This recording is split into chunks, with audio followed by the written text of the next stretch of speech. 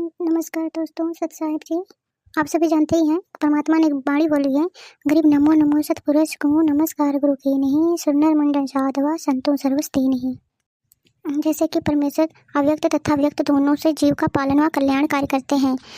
अव्यक्त रूप में सतलोक में है, सिंहासन पर विराजमान है। अव्यक्त रूप में पृथ्वी या अन्य लोकों पर ऋषि या संत बाबा जिंदा रूप में प्रकट होकर के प्रत्येक युग में शिशु का रूप धारण करके किसी सरोवर में विकसित कमल के फूल पर प्रकट होकर वहां से निसंतान व्यक्ति के घर जाते हैं। निसंतान व्यक्ति उन्हें ले जाते हैं, बड़े होकर परमात्मा तत्व ज्ञान का उपदेश देते हैं तथा सामान्य नागरिक की तरह अपना व्यवसाय कार्य भी करते हैं। इसके साथ साथ भक्ति कार्य में दिखाया करते हैं तथा सत्य आध्यात्मिक ज्ञान का भी प्रचार करते हैं। परमेश्वर सामान्य नागरिक की भूमिका करके उदाहरण पेश करते हैं कि भक्त को अपना कार्य भी करना चाहिए तथा भक्ति साधना भी करना चाहिए। वही प्रमाण गीता अध्याय 3 श्लोक 4 में भी है कि जो व्यक्ति कर्म संन्यास लेकर एकांत स्थान पर बैठकर हट करके दिखावा करते हैं वे मिथ्याचारी और ढोंगी हैं।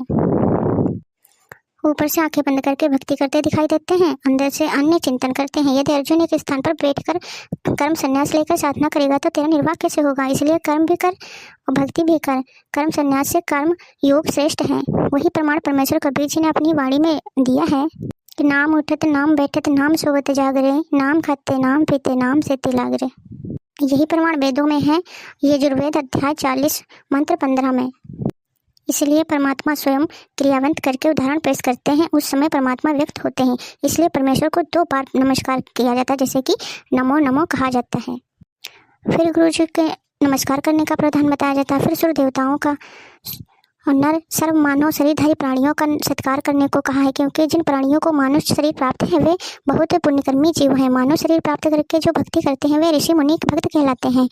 वे अपने मानव जीवन को सफल करके कोई देव पद को प्राप्त कर चुके हैं और कोई भक्ति कर रहे हैं, वे सर्व आदरणीय हैं। जो मानव शरीर प्राप्त करके भक्ति नहीं करते वे भी अच्छी आत्माएं हैं, उनका भी सत्कार करना आवश्यक है। मिलने पर प्रणाम करना तथा परमात्मा का उपनात्मक नाम सर्वबोधन करके बुलाना। जैसे कि कोई राम राम कहता है तो सामने वाला चाहे भक्त भी क्यों ना हो वह भी उत्तर राम राम कहता है। कोई सत श्री अकाल कहता है तो सामने वाला भी सत श्री अकाल कहता है। भक्त हो इसी तरह कोई सत साहिब कहता है तो सामने वाला भी सत साहिब कहता है। वे सब परमात्मा को याद दिलाने वाले नाम है। कबीर परमेश्वर ने अपनी अमृतवाणी में कहा है, कबीर आप राम कहे और राम कहावे, जामुख राम ना उच्चरे तामुख फिर कहावे।